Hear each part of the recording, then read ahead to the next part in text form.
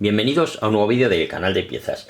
Bien, voy a hacer un vídeo corto, pero que me parece muy interesante para que tengáis mucho cuidado con esto.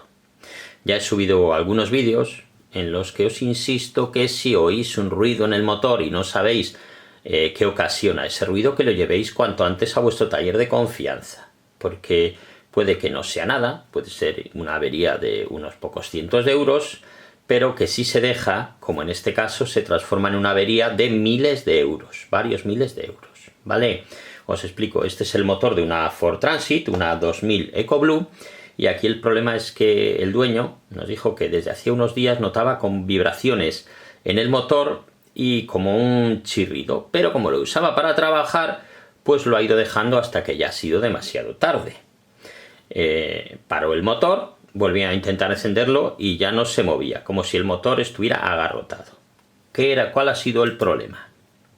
A ver, fijaros, esta pieza, bueno, es la tapa de balancines y lleva los árboles de levas incorporados en este motor. Es todo una pieza, ¿vale? Esto no se vende por separado.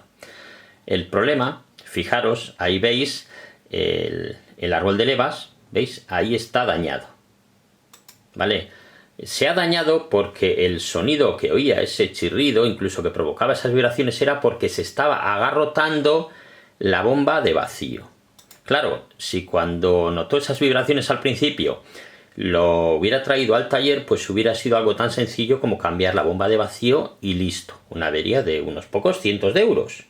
Pero claro, ahora la avería se ha convertido en varios miles de euros, ya digo, porque los árboles de levas, junto con la tapa de balancines, ya digo que es una pieza única y que es carísima, aparte que luego hay que volver a hacer distribución, etcétera, etcétera. ¿Veis? Esa es la bomba de vacío que ha dado el problema, que está agarrotada, y esta es la bomba nueva, ¿vale?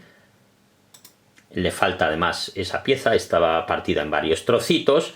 Como digo, si lo hubiera traído al principio, cuando empezó a notar esas vibraciones y ese ruido, se hubiera cambiado esta pieza únicamente y listo. Pero ahora, pues la avería va a ser muy costosa, ¿vale? No dejéis estas cosas, os insisto en ello, porque podéis ahorrar mucho dinero si lleváis el coche a tiempo al taller, ¿vale?